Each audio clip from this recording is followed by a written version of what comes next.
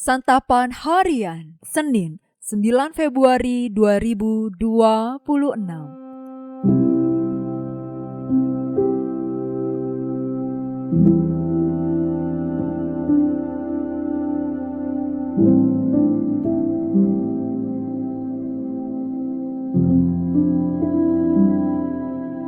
Inilah program Santapan Harian, sebuah program yang mengajak Anda menelusuri isi Alkitab, agar Anda menemukan makna firman Tuhan sesuai dengan konteksnya.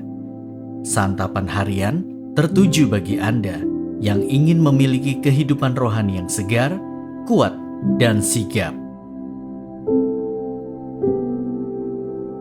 Hari ini kita akan membaca Yosua pasalnya yang pertama.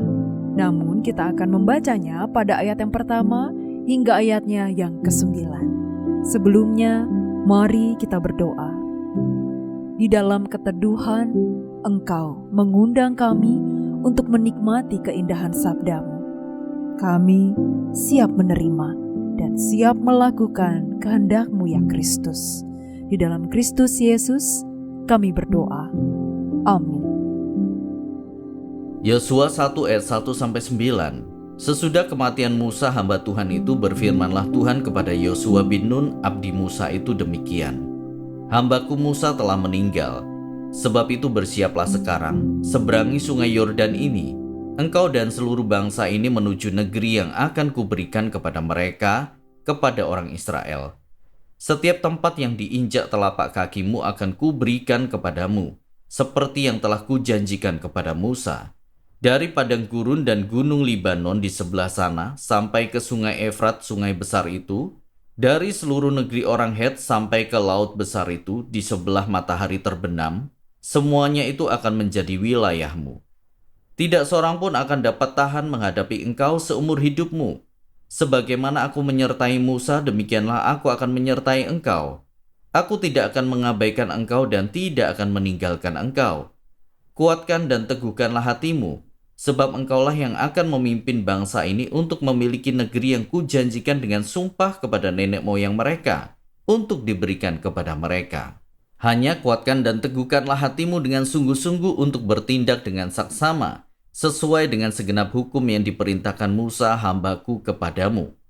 Jangan menyimpang ke kanan atau ke kiri supaya engkau jaya dalam setiap langkahmu.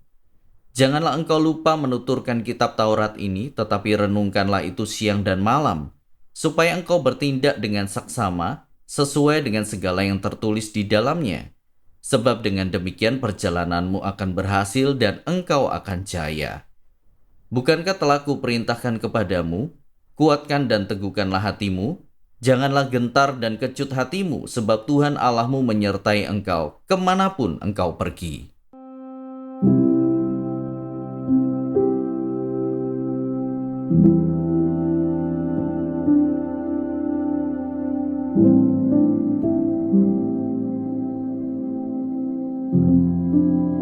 Sahabat Scripture Union Indonesia, banyak hal dalam hidup ini membuat kita ragu untuk melangkah.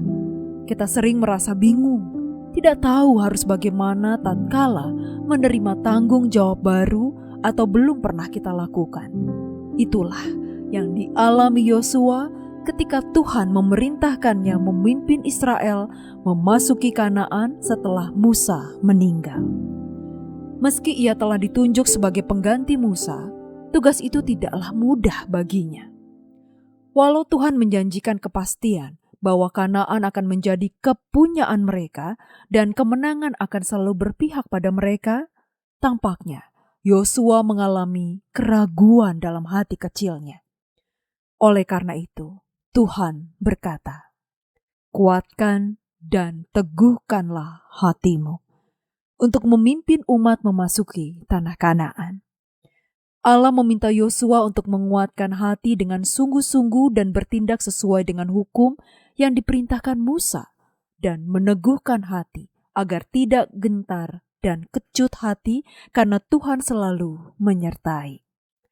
Kata-kata penguatan dari Tuhan tersebut sungguh telah menguatkan Yosua, sehingga pada akhirnya ia mampu mengarahkan dan memimpin umat untuk bersiap memasuki tanah Kanaan. Tidak hanya itu, ia juga sangat bijaksana tatkala harus mengarahkan orang Ruben, orang Gad, dan orang Manasye. Tanpa ragu, ia tetap memakai apa yang Musa pernah sampaikan kepada umat agar umat selalu mengingat apa yang mesti dilakukan. Yosua tidak ragu dan tidak takut kalau-kalau reputasinya berkurang karena menyebut-nyebut Musa. Dari kisah ini, mari kita selalu ingat dan meresapkan ke dalam hati kita bahwa firman Allah kepada Yosua itu juga untuk kita saat ini. Tatkala kita sedang ragu-ragu, mari kita kuatkan dan teguhkan hati kita untuk terus melangkah bersama Tuhan, terus mengikuti perintah Tuhan. Dengan begitu, kita akan dimampukan untuk bertindak dengan saksama, bijaksana, dan tanpa keraguan.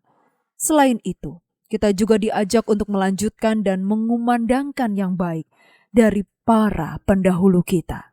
Kita tidak perlu menonjolkan diri dan meniadakan jejak para pendahulu kita. Kita tidak perlu ragu untuk semua itu. Mari kita berdoa. Di saat hati kami penuh keraguan dan ketakutan, kami datang kepadamu ya Bapa dengan penuh iman. Teguhkanlah langkah kami, penuhi hati kami dengan kedamaian dan keyakinan.